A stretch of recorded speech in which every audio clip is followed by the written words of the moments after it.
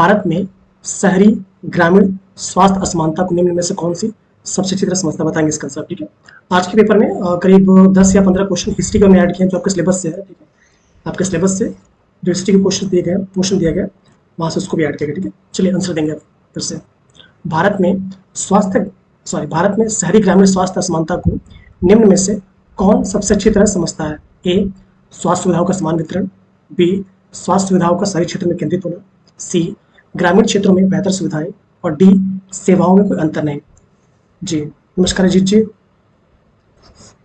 लग रहा व्यवस्था इसमें ज़्यादा आपकी थी। चलिए इसका आंसर आप इसके अकॉर्डिंग आप आंसर देंगे कि भारत में ग्रामीण शहरी स्वास्थ्य असमानता को निम्न में से कौन सबसे अच्छी तरह समझाता है, बताएंगे आप। ग्रामीण शहरी स्वास्थ्य असमानता की बात करोगे, 1 का बी बता रहे हैं आप। ठीक है, बिल्कुल आप भी जानते हैं स्वास्थ्य सुविधाएं समान रूप से वितरित बिल्कुल नहीं होती हैं। सेकंड ऑप्शन देख रहे हैं आप, स्वास्थ्य सुविधाओं का शहरी क्षेत्रों में केंद्रित होना, बिल्कुल यही सही है आपका। आप भी जानते हैं कि जो शहरी क्षेत्र है, डॉक्टर्स हो गए, पैरामेडिकल स्टाफ हो गया, जो मैक्सिमम जो सुविधा है वो शहरी क्षेत्र में ज़्यादा है, ग्रामीण क्षेत्रों में कम। तो ऑप्शन बी बिल्कुल सही। ठीक है, आइए अगला क्वेश्चन देखते हैं। ग्रामीण और शहरी क्षेत्रों के बीच स्वास्थ्य असमानता मापने के लिए कौन सा संकेतक सबसे अधिक उपयोग किया जाता है, आप बताएंगे। ग्रामीण क्षेत्र और शहरी क्षेत्र के बीच में जो स्वास्थ्य असमानताएं हैं उनको मेजर करने के लिए आप कौन सा टूल यूज कर सकते हैं आप। नमस्कार रेखा जी। ए, साक्षरता दर, बी, इन्फेंट मोर्टेलिटी रेट, सी, मतदान प्रतिशत, और डी, पॉपुलेशन डेंसिटी। ओके, आप 2 का बी बता रही हैं, बिल्कुल सही बात है। आप भी जानते हैं किसी भी देश में, राज्य में, गांव पे, कहीं पे भी जहाँ पे भी आपको हेल्थ पैरामीटर मापना होता है तो वहाँ पे जो सबसे बेसिक हम देखते हैं that is the infant mortality rate. अगर किसी भी एरिया की अगर इन्फेंट मोर्टेलिटी रेट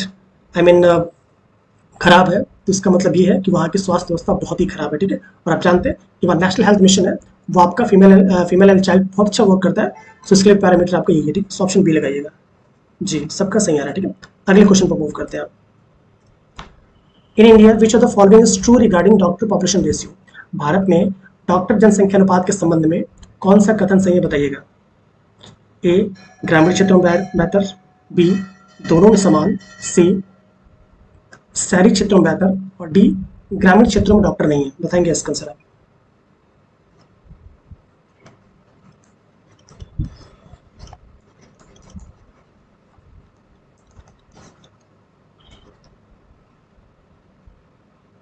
थर्ड का सी, बिल्कुल आप जानते हैं जो डॉक्टर जनसंख्या अनुपात के संबंध में सबसे सही कथन क्या है कि जो शहरी क्षेत्र है, ठीक है, जो शहरी क्षेत्र है, अर्बन क्षेत्र है, वहां पे जो डॉक्टर्स का अनुपात क्या है वो जनसंख्या के अनुपात में काफी सही।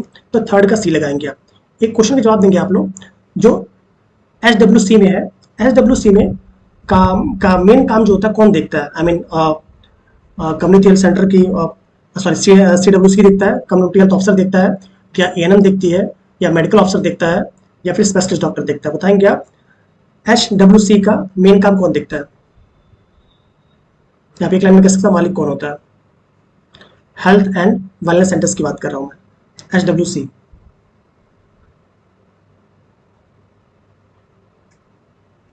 जी आयुष्मान योग मंदिर की, बहुत अच्छा। CHO, बहुत अच्छा जी जी, बिल्कुल सही है आपका।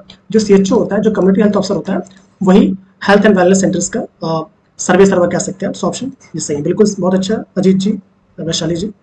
अगले क्वेश्चन पे आप आएंगे। भारत में ग्रामीण स्वास्थ्य सुधार के लिए निम्न में से कौन सा कार्यक्रम शुरू किया गया। ए, राष्ट्रीय शहरी स्वास्थ्य मिशन, बी, राष्ट्रीय ग्रामीण स्वास्थ्य मिशन, आयुष्मान भारत, या डिजिटल इंडिया। बताएंगे इसका आंसर आप।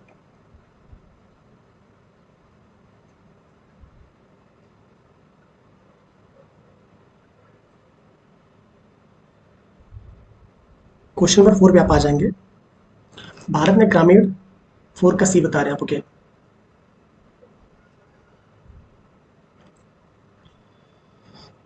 जी जी थोड़ा आंसर सोच के दीजिए। आयुष्मान भारत पता नहीं क्यों लगा रहे हैं आप।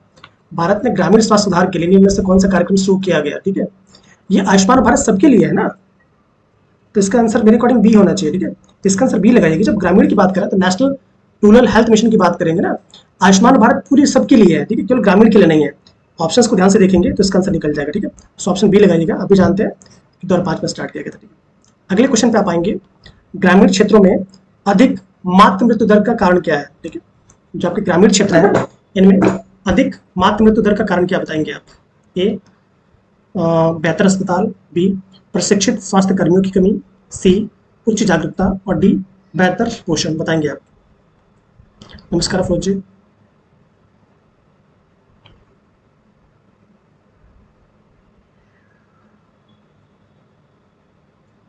5 का भी बिल्कुल आपको पता है। ग्रामीण क्षेत्रों में अत्यधिक मातृ मृत्यु दर का क्या है?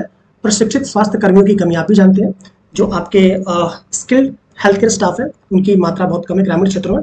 मैक्सिमम लोग शहरों में बसना चाहते हैं because every have their rights, ठीक है। So option B is correct, option B बिल्कुल सही, ठीक है। आइए अगले क्वेश्चन मूव करते हैं।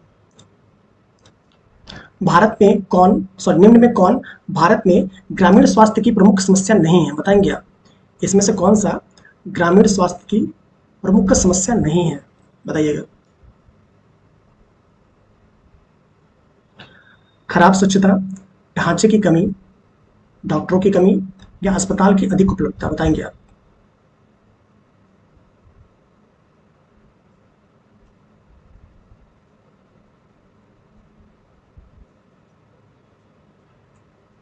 बिल्कुल आप जानते हैं, बहुत अच्छा अर्चना जी। आप जानते हैं ओवर अवेलेबिलिटी ऑफ हॉस्पिटल्स, ग्रामीण क्षेत्र है वहां पे तो मतलब हॉस्पिटल्स उपलब्ध ही नहीं है। So that is the main reason कि अस्पतालों की अत्यधिक उपलब्धता गलत है, आपका पूछा नहीं है, ठीक है। सो ऑप्शन डी बिल्कुल सही है, रेखा जी, फौजी सभी का सही, ठीक है। आइए अगले क्वेश्चन पर मूव करते हैं हम। निम्न में से कौन सी योजना शहरी और ग्रामीण दोनों स्वास्थ्य सुधार पर केंद्रित है, बताएंगे आप? इसमें से ऐसी कौन सी योजना है जो शहरी और ग्रामीण दोनों पर केंद्रित है? एनआरएचएम, एनयूएचएम या नेशनल हेल्थ मिशन और फिर आपका स्वच्छ भारत?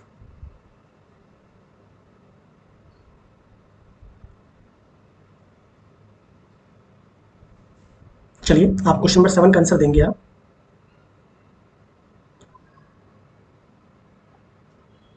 नहीं अफरोज जी, गलत जा रहे हैं आप। अजीत जी बिल्कुल सही है।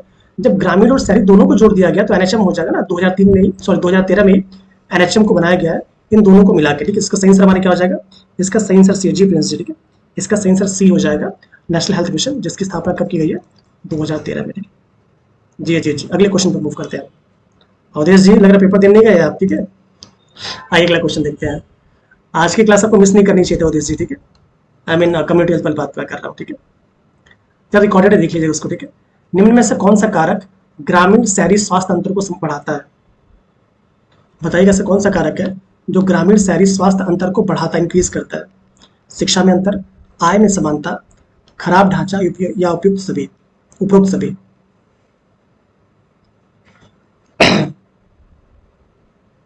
एट का डी बिल्कुल अफरोज जी सही सोच रहे हैं आप जानते हैं भाई ग्रामीण शहरी स्वास्थ्य में अंतर की बात करेगा तो शिक्षा में असमानता भी हो जाएगा, आय में असमानता भी हो जाएगा, खराब ढांचा भी हो जाएगा, तो सभी हो जाएगा। ऑप्शन डी इज करेक्ट, सभी के सभी इसके रीजन है, ठीक है। वेद मित्र जी सभी का सही, ठीक है। आइए अगला क्वेश्चन देखते हैं। प्राथमिक स्वास्थ्य केंद्र का मुख्य उद्देश्य क्या है? What is the main objective of primary health centres, ठीक है। जो पीएससी सेंटर्स हैं इनका मेन ऑब्जेक्टिव क्या बताएंगे आप? ए तृतीयक चिकित्सा देना, बी बुनियादी स्वास्थ्य सेवाएं देना, सी केवल शहरी सेवाएं देना और डी उन्नत सर्जरी करना। इसके अकॉर्डिंग बताएंगे आंसर क्या होगा?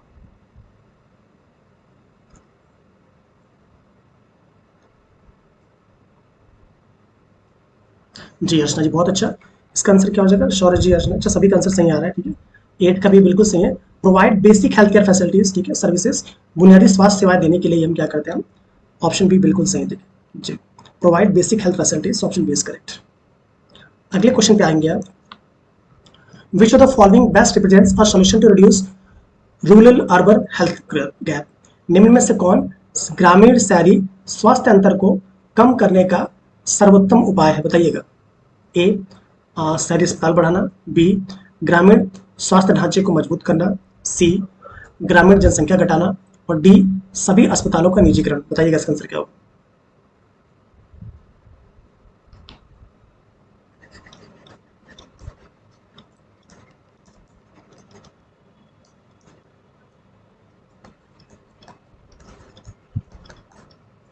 टेन का बी बता रहे हैं, बिल्कुल आपको पता है इसका आंसर भी बिल्कुल सही है। Strengthening rural health care infrastructure, ग्रामीण स्वास्थ्य ढांचे को मजबूत करा, ऑप्शन बी बिल्कुल सही, ठीक है, बहुत अच्छा। वेद मित्र जी, अजीत जी, विनीता जी सभी का आंसर सही है, ठीक है। So option B is correct. हाँ इस क्वेश्चन का जवाब देंगे आप। एनएचएम के थ्रू जो भी फंड अलॉट होगा उसमें न्यू दिल्ली गवर्नमेंट जो है वो कितना पैसा देगी? क्वेश्चन को ध्यान से सोच के बताइएगा। एनएचएम के थ्रू जो भी पैसा आपका बनेगा, ठीक है, एनएचएम के फंड में, उसमें न्यू दिल्ली गवर्नमेंट कितना पैसा देगी? मैं न्यू दिल्ली गवर्नमेंट की बात कर रहा हूँ। 10%, 20%, 50%, 40%, 60%, कितना परसेंट देगी? आंसर सोच के बताइएगा, क्योंकि आपके सिलेबस में आप भी इसको जानते हैं। ओके, आप 60-40 बोल रहे हैं, ठीक है। देखते और आंसर क्या आ रहा है।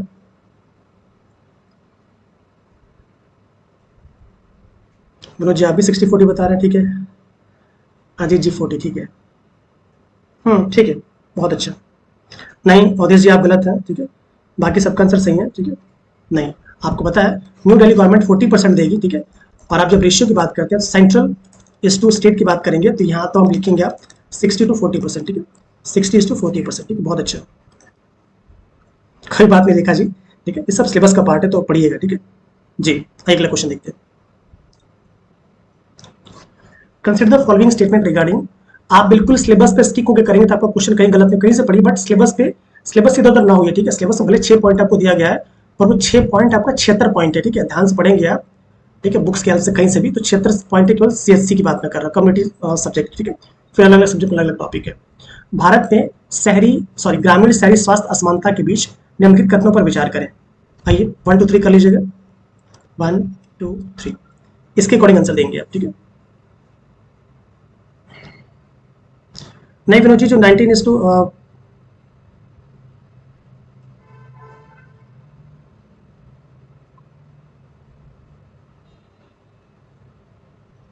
जी, हिल एरियाज के लैंड स्टूडेंट, ठीक है, बिल्कुल ठीक। 11 का ये बता रही हैं, ठीक है। चलिए पहले हमसे कह रहा है ग्रामीण क्षेत्रों में अधिकांश जनसंख्या रहती है लेकिन स्वास्थ्य सुविधाएं कम है, बिल्कुल सही बात है। शहरी क्षेत्रों में शिशु मृत्यु दर ग्रामीण क्षेत्रों से अधिक है, गलत है। थर्ड हमसे कह रहा है विशेषज्ञ डॉक्टरों की उपलब्धता शहरी क्षेत्रों में अधिक होती है, तो 1 3 बोले तो ऑप्शन ए करेक्ट, ठीक है। 1 3 बोले तो ऑप्शन ए करेक्ट, ठीक है। चलिए एक और क्वेश्चन का जवाब देंगे आप। जो एनएचएम में, जब हम एनएचएम लेवल की बात करते हैं, नेशनल हेल्थ मिशन लेवल पे, स्पेशलिस्ट डॉक्टर किस स्तर पे पाया जाता है? जो स्पेशलिस्ट डॉक्टर है, ठीक है, स्पेशलिस्ट डॉक्टर वो किस स्तर के हॉस्पिटल्स में पाया जाएगा? सब सेंटर्स, पीएचसी, सीएचसी या फिर डिस्ट्रिक्ट हॉस्पिटल्स, जो आप समझें। क्वेश्चन समझ रहे हैं आप मेरा? जो स्पेशलिस्ट डॉक्टर होगा वो किस स्तर पे पाया जाएगा? बहुत अच्छा वैशाली जी, बहुत बढ़िया। आप भी जानते स्पेशलिस्ट डॉक्टर है कहाँ मिलेगा? तो ये आपका सीएससी हॉस्पिटल से मिलेगा। मेनली सीएससी हॉस्पिटल में 4 प्रकार के स्पेशलिस्ट डॉक्टर होंगे। एक आपका पीडियाट्रिशियन होगा, एक आपका जनरल सर्जन होगा, ठीक है, जो एनएचएम का रूल है। एक आपका गायनेकोलॉजिस्ट होगा और एक आपका जनरल डॉक्टर होगा जो ओपीडी देखेगा, ठीक है। यही मेनली 4 डॉक्टर कम से कम स्पेशलिस्ट होने चाहिए, बाकी उसके बाद एक्स्ट्रा तो कोई बात नहीं, ठीक है जी। बहुत अच्छा वैशाली जी, रामकीर्ति जी, बहुत अच्छा, गुड। हाँ विनोद जी बिल्कुल सही है। 4 to 5 PSC मेनली 4 का रूल है, ठीक है, कम से कम 4 आते हैं, ठीक है। नहीं अजीत जी आई कोई जरूरी नहीं है, ठीक है, वो आई वाला यही ओपीडी ये देख लेगा, ठीक है। ओपीडी का डॉक्टर आई देख लेगा, सीएससी सेंटर फिर पार कर देगा। यहाँ पे स्पेशलिस्ट डॉक्टर की बात हो रही है, अजीत जी सर ध्यान नहीं दिया आपने, ठीक है। प्रिंस जी नहीं, लैब टेक्नीशियन डॉक्टर नहीं है, ठीक है। यहाँ स्पेशलिस्ट डॉक्टर की बात मैं कर रहा हूँ, ठीक है। अगले क्वेश्चन पे आएंगे आप। Which of the following best explain the persistence of rural urban health gap in India? Bharat में ग्रामीण शहरी स्वास्थ्य अंतर में बने रहने का सबसे प्रमुख कारण क्या है, बताएंगे आप? लैब टेक्नीशियन तो आपको संविदा स्तर पे आपको पीएचसी सेंटर पे भी मिल जाएगा, ठीक है प्रिंस जी। आप उसके ऊपर रूल्स देख लीजिएगा, ठीक है, उसके अकॉर्डिंग मूव करिएगा। भारत में शहरी ग्रामीण स्वास्थ्य अंतर के बने रहने का सबसे प्रमुख कारण क्या है? ए स्वास्थ्य बजट का समान वितरण, बी निजी स्वास्थ्य सेवाओं का शहरी क्षेत्रों में केंद्रित होना, सी ग्रामीण क्षेत्रों में अधिक जागरूकता और डी ग्रामीण क्षेत्रों में बेहतर ढांचा। 12 का आंसर देंगे आप, बिल्कुल 12 का आंसर सभी का सही है। ऑप्शन बी और निजी स्वास्थ्य सेवाओं का शहरी क्षेत्रों में केंद्रित होना, ऑप्शन बी इज करेक्ट, ठीक है। ऑप्शन बी बिल्कुल सही है जी। अंजनी जी सभी का सही आ रहा है, ठीक है। अगले क्वेश्चन पर मूव करेंगे आप। Consider the following statement about national health mission. National health mission के बारे में इन सारे स्टेटमेंट्स को कंसिडर करिए, फिर आंसर दीजिएगा। पहला आंसर कह रहा है यह एनआरएचएम और एनयूएचएम दोनों को सम्मिलित करता है, सही लग रहा है। यह केवल ग्रामीण स्तर पर केंद्रित है, ये थोड़ा डाउट है। थर्ड हमसे कह रहा है इसका उद्देश्य स्वास्थ्य असमानता को कम करना है। चलिए इसके अकॉर्डिंग आंसर लगाएंगे आप। इसका क्वेश्चन नंबर 13 का आंसर लगाएंगे आप जल्दी से।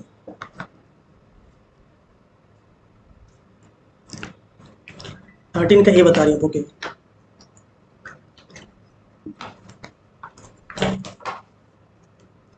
बिल्कुल 13 का ए आप भी जानते हैं, ये केवल एनएचएम की बात हम कर रहे हैं, ठीक है, तो केवल इस पे केंद्रित नहीं होगा, सब पे केंद्रित होगा, तो ऑप्शन 1 इज करेक्ट, ऑप्शन 1 बिल्कुल सही है, ठीक है जी, ऑप्शन 1 जो है बिल्कुल सही, ठीक है। अगले क्वेश्चन पे मूव करेंगे। देखिए सिलेबस बहुत इसका इधर उधर नहीं है, सिलेबस पे स्टार्टिंग से मैं आपको पता है मैं दिसंबर से क्लासेस ले रहा हूँ, एक भी उधर से बाहर नहीं गया है। बस सिलेबस पे अगर स्टिक होकर करेंगे तो एग्जाम बहुत आसान है, और अगर थोड़ा सा इधर उधर होंगे तो एग्जाम बहुत हार्ड है, क्योंकि समय बहुत कम है। अब मान ली 20 तारीख 19 हो गया है, कल 20 हो जाएगा, तो आपके पास जून जुलाई अगस्त सितंबर, जून जुलाई अगस्त सितंबर गिन के 4 महीने बचेंगे, तो जितना पढ़ सकते हैं पढ़िए, ठीक है, पढ़ सकते हैं जहाँ से पढ़ सकते हैं पढ़िए, बट पढ़िए, किसी न किसी को ज्वाइन करके पढ़िए, क्योंकि आपको लगता है कि इतना आसान नहीं है, ठीक है, बहुत टफ कॉम्पिटिशन भी होगा, क्योंकि सिलेबस पे भटकाव रहेगा, तो मेरी सलाह रहेगी आराम से पढ़िए, कहीं से पढ़िए बट पढ़िए, ठीक है। अगले क्वेश्चन पे आते हैं। Which theory consider illness as a social construct, कौन सा सिद्धांत बीमारी को सामाजिक मानता है, ठीक है। मैं फिर से जो भी मैंने बुक देखी है प्रीवियस सैटरडे तक, ठीक है, तो कोई भी बुक किसी काम की नहीं है, ठीक है। आपको पता होगा सबसे पहले मैंने बुक लेने से मना किया था, ठीक है, तो अभी तक कोई बुक किसी काम की नहीं है, अगर आपको लेना हो अपन मन से ले सकते हैं, ठीक है। कौन सा सिद्धांत बीमारी को सामाजिक निर्माण मानता बताएंगे आप? कार्यात्मक सिद्धांत, संघर्ष सिद्धांत, अंतःक्रियात्मक सिद्धांत या जैव चिकित्सकीय सिद्धांत? आप इसके अकॉर्डिंग आंसर देंगे। ओके, 14 का सी बता रहे हैं आप, ठीक है। कौन सा सिद्धांत बीमारी को सामाजिक निर्माण सोशल कंस्ट्रक्ट मानता है? बिल्कुल आप सही सोच रहे हैं, ठीक है। जो आपका अंतःक्रियात्मक सिद्धांत है, ये बीमारी को क्या मानता है? एक सामाजिक निर्माण, एक सोशल कंस्ट्रक्ट मानता है, ऑप्शन सी इज करेक्ट, ठीक है। आइए अगला क्वेश्चन देखते हैं। क्वेश्चन नंबर आप आ जाएंगे 15 पे। कंसिडर द फॉलोइंग स्टेटमेंट्स, आइए इन स्टेटमेंट्स को कंसिडर करेंगे। बहुत सी बुक आई हैं, आप अलग अलग संस्थानों के, आप लखनऊ आप रहते हैं, बहुत कुछ जानते होंगे आप, ठीक है, बट जो कि लखनऊ अक्सर आता है तो प्रयागराज, ठीक है, कबाड़ के खिलाफ कुछ नहीं है, बाकी आपकी इच्छा, ठीक है।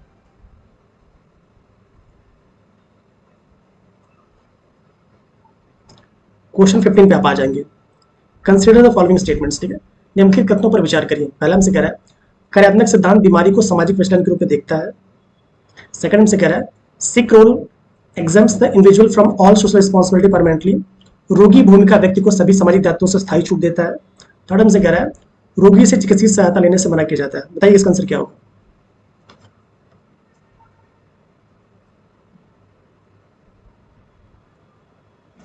फिफ्टीन का ए बता रहे हैं, ओके, सब लोग ये बता रहे हैं, चलिए देखिए। पहले हमसे कह रहा है कार्यात्मक सिद्धांत बीमारी को सामाजिक विचलन के रूप में देखता है, सत्य बात है, ठीक है। रोगी भूमिका व्यक्ति के सभी सामाजिक दायित्वों से स्थायी छूट नहीं, भाई स्थायी छूट नहीं दे सकते आप, ठीक है। रोगी से चिकित्सा सहायता लेने की अपेक्षा की, बिल्कुल 1-3 बोले तो क्या लिख रहे हैं आप? मोस्ट इक्वलियस फंडामेंटल, ये कहाँ से पढ़ लिया आपने? हाँ सही, बट यहाँ कहाँ चले आए आराम करके, कहाँ बीच में बात लेके चले आए, ठीक है। बिल्कुल इसका आंसर ए सही है, ठीक है, ए बिल्कुल सही, 1-3, ठीक है, बिल्कुल सही है। वो नहीं, स्टिक रोल तो पार्सन की थियरी है, ठीक है, और क्या हो गया और ये फंडामेंटल थियरी, बिल्कुल आप कहते हैं सही है आप, ठीक है, बहुत अच्छा। अगले क्वेश्चन पे मूव करेंगे आप। Consider the following statement regarding stick role, question हो गया था क्या? ये तो हो गया था शायद। अगले क्वेश्चन पे आप आएंगे। विच of the following statement is not correct, इसमें से कौन सा स्टेटमेंट करेक्ट नहीं है बताएंगे आप, ठीक है। अच्छा रेखा जी का रिप्लाई होगा, ठीक है। सिराज और कलकत्ते नहीं, सेम नहीं है रूबी जी, ठीक है। विच of the following statement is not correct, इसमें से कौन सा स्टेटमेंट तो करेक्ट नहीं है? पहले से कह रहा है राष्ट्रपति सशस्त्र बलों का प्रमुख होता है। सेकंड हमसे कह रहा है संसद किसी क्षेत्र को अनुसूचित क्षेत्र घोषित कर सकती है। थर्ड हमसे कह रहा है राष्ट्रपति वित्त आयोग के अध्यक्ष का चयन करता है। और डी हमसे कह रहा है राष्ट्रपति अनुसूचित जाति अनुसूचित जनजाति की स्थिति हेतु आयोग नियुक्त कर सकता है। बताएंगे आप इसका आंसर क्या होगा?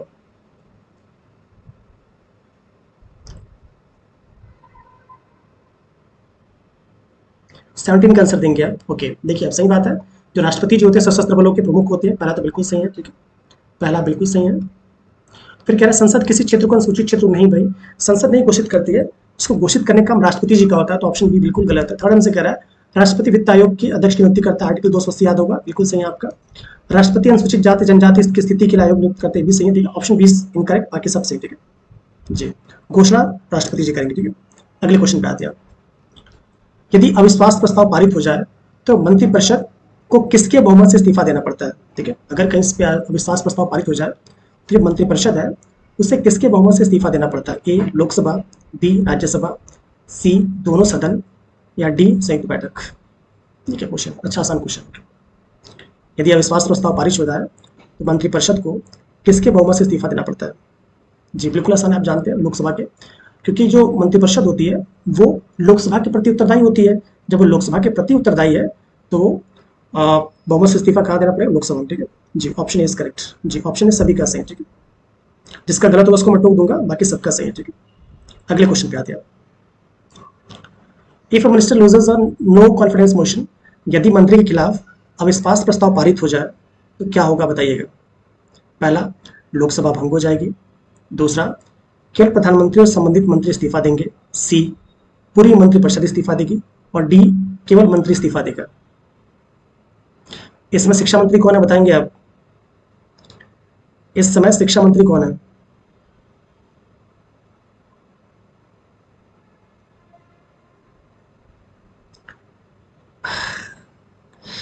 रेखा जी बता रहे सी। नहीं वैशाली जी, 19 का डी नहीं होगा, इसका आंसर सी ही सही, ठीक है, सी।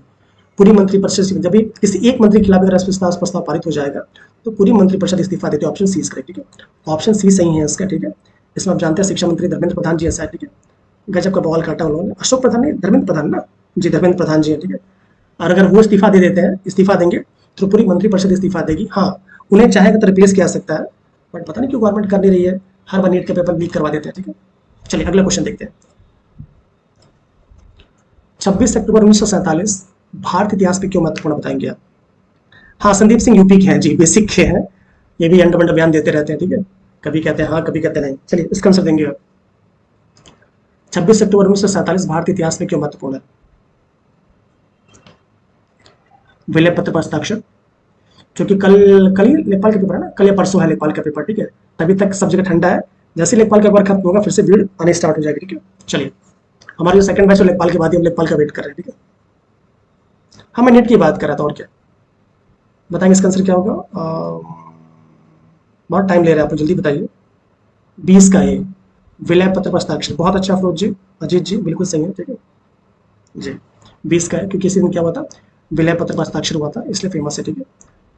कश्मीर के जो राजा थे उन्होंने इसी दिन विलय पत्र पर हस्ताक्षर किया था, ठीक है। अगला क्वेश्चन देखते हैं। बंधुआ मजदूर उन्मूलन अधिनियम कब पारित हुआ था? ठीक है, जो बंधुआ मजदूरी उन्मूलन अधिनियम है वो भारत में कब पारित हुआ है? 74, 76, 77, 78, लाइन से।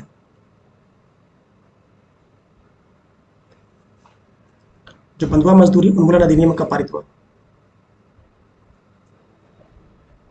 थोड़ा तेज चलिए, आज 40 क्वेश्चन बट थोड़ा जल्दी जल्दी खत्म किया जाए, ठीक है इसको।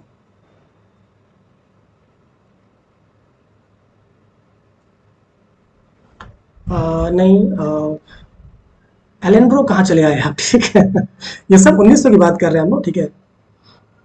बट आंसर लगभग आपका सही जा रहा है, ठीक है, बिल्कुल आंसर 1976 बिल्कुल सही है। आप भी जानते हैं इंदिरा गांधी जी के बाद, ठीक है, 1976 में क्या किया गया था? इसको आपका बंधुआ मजदूरी अधिनियम को समाप्त किया गया था, याद रखिएगा, ठीक है। ये अनुच्छेद 13-23 से संबंधित है, यहाँ से इस क्वेश्चन को भी याद रखिएगा, ठीक है जी, 1976। आइए अगला क्वेश्चन देखते हैं। कहाँ चला गया? कॉल आते ही हट जाता थोड़ा।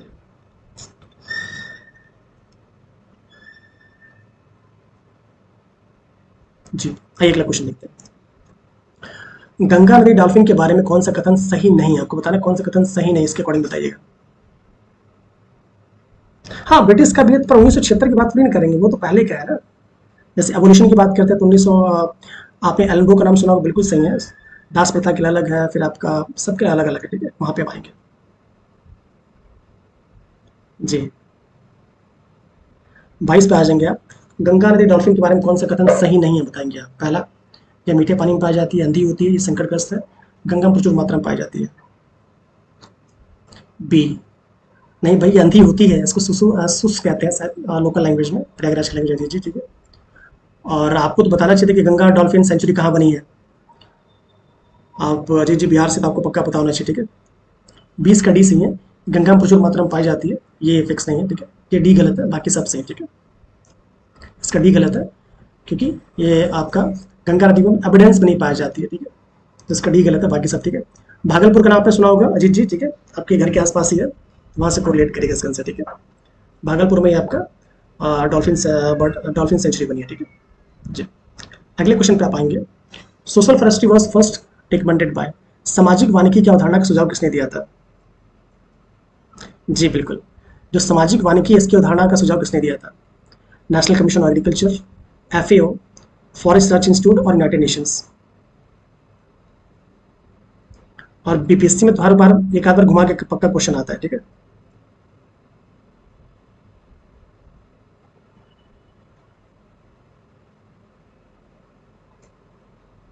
तेईस पे आप आ जाएंगे आप, सामाजिक वानिकी का अवधारणा का सुझाव किसने दिया था? National commission on agriculture, food and agriculture organisation, या फॉरेस्ट रिसर्च इंस्टीट्यूट, या फिर आपका यूनाइटेड नेशंस। बी तो बिल्कुल नहीं होगा इसका, कहाँ बी लगा दिया आपने, ठीक है जी। तेईस का सी बिल्कुल, तेईस का सी नहीं, हाँ सी हो सकता है, ठीक है बिल्कुल, बट इसका आंसर ए है। नेशनल कमीशन ऑन एग्रीकल्चर 1976 में इसने सिफारिश की थी, ठीक है 1976 में आपका नेशनल कमीशन ऑन एग्रीकल्चर ने सिफारिश की थी किसके लिए? सोशल फॉरेस्ट्री के लिए, ठीक है। तो इसका ऑप्शन क्या लगाएंगे आप? ये लगाइएगा, ठीक है ऑप्शन है बहुत अच्छा प्रांजल जी, ओके ए बिल्कुल सही प्रांजल जी, ठीक है। आइए अगला क्वेश्चन देखते हैं। लाल panda is the state animal of which state? तो लाल पांडा है वो किस स्टेट का राज्य पशु है, बताएंगे आप? ए पश्चिम बंगाल, बी केरल, सी सिक्किम और डी मणिपुर। तो जल्दी से आंसर देंगे आप, टाइम बहुत ले रहे हैं आप लोग, ठीक है। लाल पांडा किस राज्य का राज्य पशु है? क्वेश्चन 24 पे आप आ जाएंगे, वेस्ट बंगाल, केरल, 14 का बी केरल बिल्कुल नहीं है, सिक्किम, मणिपुर। जी अफरोज जी, सिक्किम बिल्कुल सही है। आप जानते हैं लाल पांडा जो है कि सिक्किम राज्य का क्या राज्य पशु? ऑप्शन सी इज करेक्ट, ठीक है। आइए अगला क्वेश्चन देखते हैं। ई वेस्ट प्रबंधन का सबसे टिकाऊ तरीका क्या है, ठीक है। जब हम बात करते हैं आप इलेक्ट्रॉनिक वेस्ट मैनेजमेंट की, तो इसका सबसे बेस्ट तरीका क्या है, बताएंगे आप? ए लैंडफिल में डालना, बी जलाना, सी अलग करना और पुनः उपयोग में लाना, और डी इलेक्ट्रॉनिक उपयोग कम करना। बताएंगे इसका आंसर आप?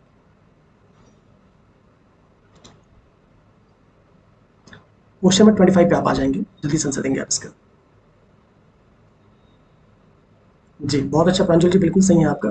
सबसे अच्छा मेथड क्या है? सेग्रीगेशन एंड रीयूज, ठीक है, उसको अलग करना और उसका पुनः उपयोग करना, that is the best answer, ठीक है। आइए अगला क्वेश्चन देखते हैं, ठीक है। देखिए अगर आप हमारे साथ जुड़ तैयारी करना चाहते हैं, इन नंबरों पे कॉल कर लीजिएगा। 1 से 2 दिन में एचयू का नया बैच अनाउंस करेंगे और उसकी भी सीमा ये रही कि हम जुलाई तक खत्म कर देंगे, ठीक है। जैसा होगा मैं आप अनाउंस करूंगा, ठीक है। आइए आगे चलते हैं, क्वेश्चन नंबर 26 पे आप आ जाएंगे। Meaning of the term Arya is classified is in classical Sanskrit is, ठीक है। जो क्लासिकल संस्कृत है इसमें आर्य का मतलब क्या बताएंगे आप? जो क्लासिकल संस्कृत है इसमें आर्य का अर्थ क्या है? ए ईश्वर में विश्वास रखने वाला, बी वंशानुगत जाति। अगर आप सिलेबस में देखें, टोटल सिलेबस से भी क्वेश्चन बाहर नहीं जा रहा, सारा सिलेबस में मूव कर रहा है, ठीक है। तो ये मत सोचिए कि सर हिस्ट्री का सिलेक्ट चले आए, आपको पता हो सिलेबस अगर आप देख रहे होंगे तो आपको लग जाएगा कि हाँ सर सब सिलेबस से, ठीक है। 26 पे आप आ जाएंगे, ईश्वर में विश्वास रखने वाला, बी वंशानुगत जाति, सी विशेष किसी विशेष धर्म का अनुयायी, या डी श्रेष्ठ या सभ्य व्यक्ति। जी डी सभी का सही है, ठीक है। आप जानते होंगे जो श्रेष्ठ व्यक्ति होता है उसी को वैदिक काल में उसको हम क्या कहते थे? उसको हम श्रेष्ठ या सभ्य व्यक्ति कहते हैं, ठीक है जी। ऑप्शन डी सभी का सही है। अगले क्वेश्चन पे आएंगे आप जानते हैं कि संस्कृत शब्द में आर्य का मतलब क्या? श्रेष्ठ होता है, सम्मानित होता है, पुलिन व्यक्ति सभ्यता से होता है। बौद्ध और जैन में भी आर्य का मतलब क्या? समान सूचक के लिए, ठीक है। अगला क्वेश्चन देखते हैं, त्रयी किसका नाम है? त्रयी हम किसे कहते हैं? ए तीनों वेद को, बी बुद्ध धम्म, धम्म होना चाहिए, ठीक है, यहाँ धर्म लिखा है, धम्म और संघ को, सी हिंदू त्रिदेव के लिए, या फिर 3 ऋतुओं के लिए। बताएंगे आप त्रयी किससे संबंधित है? जी सभी लोग आ रहे हैं, बिल्कुल सही करिए, ठीक है। 27 का ए, बहुत अच्छा वैशाली जी, फॉर्म में आ जाए, ठीक है बिल्कुल 27 का ए सही है। आप जानते हैं वेद त्रयी किसे कहते हैं? ठीक है, वेद त्रयी ये आपका ऑप्शन है, बिल्कुल सही, ठीक है बहुत अच्छा, ठीक है। इसमें आप जानते हैं तीनों वेदों की बात हम करते हैं, इसमें वेद त्रयी में आपका ऋग्वेद, यजुर्वेद और सामवेद आता है। अथर्ववेद इसमें नहीं आता, याद रखिएगा, क्वेश्चन पूछा गया है कि क्या वेद त्रयी में कौन नहीं आता? अथर्ववेद वेद त्रयी में नहीं आता, बाकी तीनों वेद आते हैं, ठीक है। और जब त्रिरत्न की बात करेगा, ठीक है, तो त्रिरत्न में आपका बुद्ध धम्म और संघ आता है। त्रिदेव में आपका ब्रह्मा विष्णु महेश आते हैं, और 3 ऋतुओं से कोई संबंध नहीं, ठीक है। जब तक आप आयोग के सारे ऑप्शन पे ध्यान नहीं देंगे तो आपका कल्याण नहीं होने वाला, इसलिए सारे ऑप्शन पे ध्यान दीजिए, ठीक है। अगला क्वेश्चन देखते हैं, in which Vedic text the term Varna is referred for the first time? वर्ण शब्द का प्रथम उल्लेख किस वेद में मिलता है? ऋग्वेद, अथर्ववेद, सामवेद या यजुर्वेद? वर्ण शब्द का प्रथम उल्लेख किस वेद में मिलता है, बताएंगे आप?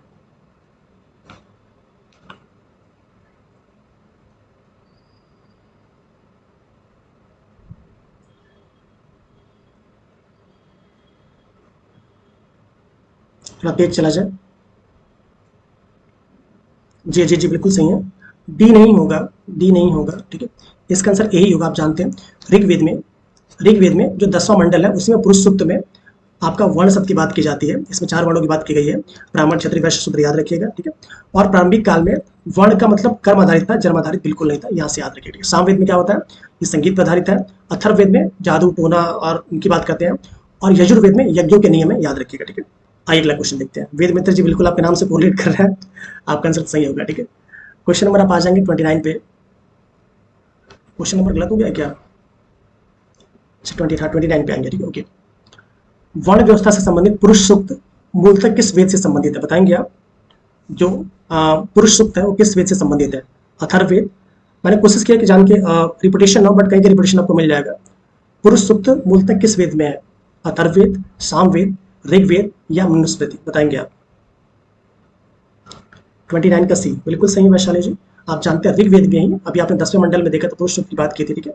सो ऑप्शन सी बिल्कुल सही है, ठीक है। 10वें मंडल में पुरुष सूक्त की बात की जाती है, जिसमें ब्राह्मण, क्षत्रिय, वैश्य इसकी बात की गई है, ठीक है। और मनुस्मृति जो उत्तरवैदिक काल का धर्मशास्त्र ग्रंथ है, ये भी याद रखिएगा, ठीक है। आइए अगला क्वेश्चन देखते हैं। मैच द फॉलोइंग, आइए इसको मैच किया जाए, ठीक है, जल्दी से। एक तरफ आपके सारे वेद हैं और दूसरी तरफ कौन किससे कोरिलेटेड है। देखिए अगर आपको वन लाइनर भी आते हैं तो ऐसे क्वेश्चंस को भी आराम से आप मैच करा लेते हैं। अगर एक आदमी मैच करा लेंगे तो आंसर अपने आप चिल्ला के बोलेगा कि हाँ भाई मुझे लगाओ, ठीक है। चलिए लगाइएगा इसका आंसर। देखिए आइए कोशिश करते हैं। आपको पता है ऋग्वेद में क्या होता है? तो ऋग्वेद में आपका स्तुति और प्रार्थना की बात करते हैं। तो ए का 4 बोले तो या तो ये ऑप्शन होगा या ये ऑप्शन होगा। आप जानते हैं सामवेद में क्या होता है? संगीत की बात की जाती है, तो संगीत में प्रस्तुति। तो सी का 1 बोले तो ये भी सही है, ये भी सही है। सॉरी, हमको देखना है ए और इसमें, ठीक है। तो बस ए ऑप्शन लग रहा है, ठीक है। सी क्यों लगा रहे हैं आप? नहीं, सब लोग सी लगा रहे हैं, मैं गलत दिख रहा हूँ क्या? सी का फर्स्ट नहीं, ए होना चाहिए ना। देखिए भाई यहाँ पे सी है, सामवेद है। सामवेद का किससे संबंधित है? तो संगीत से है ना। तो सी का 1 देखेंगे आप, तो सी का 1 तो केवल इसी में है ना, तो ए हो जाएगा ना पहले से ही। ए होगा इसका आंसर, ठीक है। उसके अकॉर्डिंग मिला लीजिएगा, ठीक है। आप भी जानते हैं हाँ, इसका आंसर ए सही है। ऋग्वेद में देवताओं और प्रार्थनाओं का 1028 सूक्त है और लगभग 10,600 ऋचाएं पाई जाती है, याद रखिएगा। यजुर्वेद में यज्ञ, कर्मकांड और अनुष्ठानों की बात की जाती है। यजुर्वेद के 2 भाग हैं, याद रखिएगा, अक्सर पूछा गया है। शुक्ल यजुर्वेद और कृष्ण यजुर्वेद, याद रखिएगा। सामवेद में संगीत में मंत्रों की बात की जाती है और इसे भारतीय संगीत का जनक भी कहा जाता है। अथर्ववेद में जादू, मंत्र, औषधि, लोक जीवन की बात करता है, ठीक है।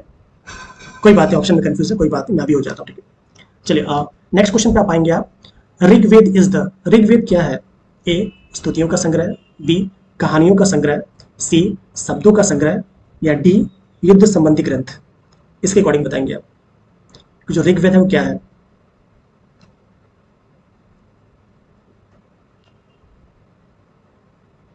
बिल्कुल ये सभी का सही है। ऋग्वेद क्या है? तो ऋग्वेद स्तुतियों का या फिर कह सकते हैं मंत्रों का संकलन है। So option A is correct, ठीक है जी। वैशाली जय जी सभी का सही है, ठीक है। अगले क्वेश्चन पे आएंगे आप। जानते हैं ऋग्वेद क्या है? स्तुतियों का संग्रह है। इसमें इंद्र, अग्नि, इंद्र, वरुण, सोम, उषा, मरुत आदि देवताओं को उल्लेख मिलता है, ठीक है। और बाकी सब सही आपको पता है, ठीक है। अगले क्वेश्चन पे आएंगे आप। यजुर्वेद से संबंधित ब्राह्मण ग्रंथ कौन सा है, ठीक है जी। यजुर्वेद से संबंधित ब्राह्मण ग्रंथ कौन से हैं? ए गोपथ, बी पंचविश और जैमिनीय, सी ऐत्रेय और कौशिकी और डी तैत्रेय और शतपथ ब्राह्मण।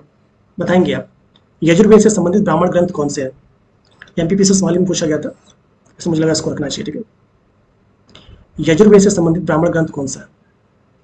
आप भी जानते हैं यजुर्वेद को 2 भागों में बांटते हैं, अगर पूछा जाए शुक्ल यजुर्वेद और कृष्ण यजुर्वेद। बट यहाँ पूछा जा रहा है यजुर्वेद से संबंधित ब्राह्मण ग्रंथ कौन सा है? जी कौशाली जी बिल्कुल सही हैं आप, ठीक है। 17 का सी ऐत्रेय और कौशिकी है, ओके।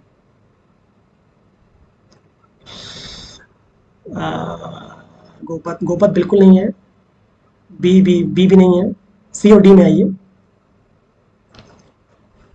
सतपथ ब्राह्मण से देखिए वेद मित्र जी, लग रहा कंफ्यूज हो गया आप। सतपथ ब्राह्मण को देखिए घबराइए नहीं, ठीक है जी रेखा जी, आप सही सोच रहे हैं, ठीक है। इसका आंसर जो होगा डी होगा, तैतरीय ब्राह्मण। और जो सतपथ ब्राह्मण है ये आपके किससे यजुर्वेद से संबंधित, याद रखिएगा, ऑप्शन डी लगाइएगा, ऑप्शन डी सही, ठीक है। तैतरीय ब्राह्मण और सतपथ ब्राह्मण जो है वो आपके यजुर्वेद से संबंधित है, ठीक है, इसको याद रखिएगा। जो आपका सतपथ ब्राह्मण है ये शुक्ल यजुर्वेद का सबसे महत्वपूर्ण ब्राह्मण ग्रंथ है, ठीक है। और तैतरीय ब्राह्मण जो है ये आपका कृष्ण यजुर्वेद का है। गोपद किसका है, ये आपका अथर्ववेद का है। पंचविश और जामनी किसके, सामवेद के हैं। और ऐतरीय और कौस्ती किसके, ऋग्वेद के हैं। तो प्लीज ध्यान से देख लीजिएगा, ठीक है। अगला क्वेश्चन देखते हैं। Which mantra of Rigveda is completely dedicated to Soma. Rigveda का कौन सा मंडल पूर्णतः देवता सोम को या फिर सोमरस को समर्पित है, बताएंगे आप। क्वेश्चन थोड़ा आपको हार्ड लग रहा है, बट क्वेश्चन हार्ड नहीं, सारे क्वेश्चन पूछे गए हैं। और जब तक आपको सारे याद नहीं होंगे सो आसान नहीं है रहा, ठीक है। सप्तम मंडल में, अष्टम मंडल में, नवम मंडल में या फिर दसम मंडल में, बताएंगे आप। क्वेश्चन नंबर 23 पे आप आ जाएंगे। ऋग्वेद का कौन सा मंडल पूर्णतः देवता सोम या फिर सोमरस, जो समझ जाए, को समर्पित है। जी सी बिल्कुल सही है। आप जानते हैं जो ऋग्वेद का जो नवा मंडल है वो देवता सोम या फिर सोमरस को समर्पित है, ठीक है। सी बिल्कुल सही। ये नहीं होगा इसका आंसर, सप्तम मंडल नहीं है, ठीक है, नहीं, इसका आंसर सी लगाइए, ठीक है जी, नवम मंडल, ठीक है। जो आपका नवा मंडल है यह देवता सोम को समर्पित है, याद रखिएगा। ऋग्वेद में कुछ 10 मंडल ये भी आप जानते हैं। जो आपका द्वितीय से सप्तम मंडल में सबसे प्राचीन माना जाता है, ये सिविल में क्वेश्चन, इसको याद रखिएगा, ठीक है। दसम मंडल में हम पुरुष सूक्त, नासदी सूत्र या फिर वर्ण व्यवस्था का उल्लेख है। ये सारे क्वेश्चन है, प्लीज याद रखिएगा, ठीक है। सप्तम मंडल की रचना किसने की थी, ऋषि वशिष्ठ ने, ठीक है। अगर आप बहुत सारे वाक्यूज देखें तो इसका आंसर आपको समझ में आ जाएगा कि कैसे इस आंसर को बनाया गया, ठीक है। अष्टम मंडल जो ऋषि कर्ण से और ऋषि अंग्रेज से संबंधित है, ठीक है। अगला क्वेश्चन देखते हैं। The completion of which among the following is based on the Rigveda. निम्नलिखित में से किसका संकलन ऋग्वेद पर आधारित है, यजुर्वेद, सामवेद, अथर्ववेद या उपरोक्त में से कोई नहीं। निम्नलिखित में से किसका संकलन ऋग्वेद पर आधारित है, बताएंगे आप। यजुर्वेद, सामवेद, अथर्ववेद या फिर उपरोक्त में से कोई नहीं। हाँ जी बिल्कुल सही सोच रहे हैं आप, ठीक है। इसमें देवता सूर्य के लिए मंत्र भी है, ठीक है। वैशाली जी बहुत खुश है आज, लग रहा है मुझे, ठीक है। आप ये अगला क्वेश्चन बताएंगे आप इसका। किसका संकलन ऋग्वेद पर आधारित है, यजुर्वेद। आप ये मत सोचिए कि सर बहुत पुराना क्वेश्चन नहीं, यही क्वेश्चन बार बार रिपीट हो रहा है बट डिफरेंट डिफरेंट एग्जाम्स में, ठीक है। और हमारा मेन फोकस यूपीपीसीएस है, इसलिए यूपीपीसीएस में मैंने मैक्सिमम क्वेश्चन रखे हैं, ठीक है। सामवेद, बहुत अच्छा रेखा जी, बहुत बढ़िया, बहुत बढ़िया, बहुत अच्छा। नहीं अब बिल्कुल सर रेखा जी का सही है। जो सामवेद होता है इसके जो अधिकतम मंत्र है ये ऋग्वेद से लिए गए, ऑप्शन बी बिल्कुल सही है। सामवेद का अधिकतम जो मंत्र है इसे हमने ऋग्वेद से लिया है। और लगभग 1875 मंत्रों को, इसमें से केवल 75 मंत्र मौलिक लगते हैं, बाकी सब वही से लेगा, ठीक है, याद रखिएगा। अगला क्वेश्चन देखते हैं। भारत में लोहे के प्रयोग का प्राचीनतम साक्ष्य कहां से प्राप्त हुआ, ए तक्षशिला, बी अतरंजी खेड़ा, सी कौशाम्बी और डी हस्तिनापुर। मुझे लगता है ये भी लगभग सभी का सही होगा, ये बार बार ये क्वेश्चन बार बार आ रहा है, ठीक है। भारत में लोहे के प्रयोग का प्राचीनतम साक्ष्य कहां से मिला है। अर्चना जी देखिए दौड़ के चले आए, बिल्कुल सही है, ठीक है। अच्छा नहीं, ओके बहुत अच्छा अर्चना जी, अच्छा नहीं वैशाली ओके, ठीक है। बिल्कुल आप भी जानते हैं भारत में लोहे के प्रयोग का जो प्राचीनतम साक्ष्य ये अतरंजी खेड़ा, ये एटा के आसपास का एरिया, यहीं से प्राप्त होता है, ठीक है। So option B is correct, ठीक है। अगला क्वेश्चन देखते हैं। आप जानते हैं अतरंजी खेड़ा का, ये एटा के जिले के आसपास का प्रारंभिक लोहा के उपयोग प्रमाण मिलते हैं, याद रखिएगा, ठीक है। बाकी सब छोड़ दीजिए, आइए अगला क्वेश्चन देखते हैं। भारतीय उपमहाद्वीप में लोहे का उपयोग कब प्रारंभ हुआ। जो भारतीय उपमहाद्वीप में बात करते हैं तो भारतीय उपमहाद्वीप में लोहे का जो प्रारंभ है कब प्रारंभ हुआ उपयोग, ए 9000 वर्ष पूर्व, बी लगभग 1200 वर्ष पूर्व, सी लगभग 6000 वर्ष पूर्व या डी एक से अधिक विकल्प सही। आप जानते हैं बिहार पीसीएस क्वेश्चन तो वहां पे ऐसा ऑप्शन रहता है, इस बार से ई हट गया, ई की जगह बिहार में अगर आप बिहार पीसीएस दे रहे हैं तो आपको पता होगा ई अलग से ऑप्शन रहेगा, बट ई आप तब लगाएंगे जब आपको लगेगा कि कोई जब ना आए तो ई आपको लगाना ही लगाना है, अच्छा पहला वहां का, ठीक है। 36 पे आप आ जाएंगे। नहीं इसका आंसर ई, सॉरी इसका आंसर ई होगा, ठीक है जी, इसका आंसर ई होगा क्योंकि आप जानते हैं जो भारतीय उपमहाद्वीप में लोहे के उपयोग का प्रारंभ लगभग 3000 वर्ष, आज से हम बात करें ना, आज से, तो आज से हम बात करें तो आज से 3000 वर्ष पूर्व हो जाएगा, ठीक है। ऐसा कोई ऑप्शन नहीं है, आज से हम बात करें 3000 वर्ष पूर्व हो जाएगा, ठीक है। 6000 आप भी जानते हैं कि लगभग 1000 से 1500 ईसा पूर्व के मध्य, ठीक है। 1000 से 1500 ईसा पूर्व के मध्य का जो समय है, ठीक है, उसी में हमने लोहे के उपयोग का हमें प्रारंभ मिलता है, ठीक है। तो इसका ऑप्शन ई लगाएंगे, ठीक है। देख लीजिएगा इसको, ठीक है, कि 1200 से मैंने 1000 बोला, कोई बात नहीं, 1200 से 1500 ईसा पूर्व के आसपास का पाएगा, ठीक है। तो इसको हम सामास कहते हैं, आपको पता हो, ठीक है। अगला क्वेश्चन देखते हैं। दोबारा गर्म किए गए, जी, दोबारा गर्म किए गए चावल से होने वाली खाद्य विषाक्तता किस जीवाणु से संबंधित है? ए साल्मोनेला, बी स्टेफिलोकोकस, सी बैसिलस सीरियस और डी क्लोस्ट्रिडियम। आप क्वेश्चन नंबर 37 पे आ जाएंगे, आप इसका आंसर देंगे।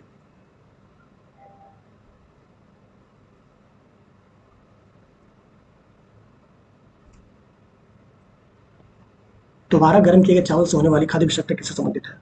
बहुत अच्छा रामकीर्ति जी, बैसिलस सीरियस, इसी से ही अगर हम किसी चावल को दोबारा गर्म करते हैं तो बैसिलस सीरियस नामक खाद्य विषाक्त जीवाणु पाया जाता है, ठीक। सी विनीता जी, कौशिक जी, सभी का सही, ठीक है जी, सी। अगले क्वेश्चन पे आएंगे हम। कौन सा बैक्टीरिया भोजन में पहले से टॉक्सिन बनाता है? ऐसा कौन सा बैक्टीरिया है जो भोजन में पहले से टॉक्सिन बनाता है? ए साल्मोनेला, बी स्टेफिलोकोकस ऑरियस, सी एशेरिचिया कोलाई और डी विब्रियो कॉलरे। विब्रियो, ठीक है, कोई बात नहीं। आप क्वेश्चन नंबर 38 पे आ जाएंगे आप।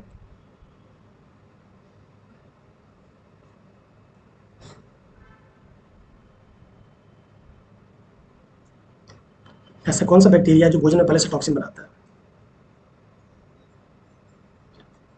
कहाँ फंस गया रामकीर्ति जी आप? आपसे उम्मीद नहीं थी मुझे। विनोद जी, आप भी फंस गए।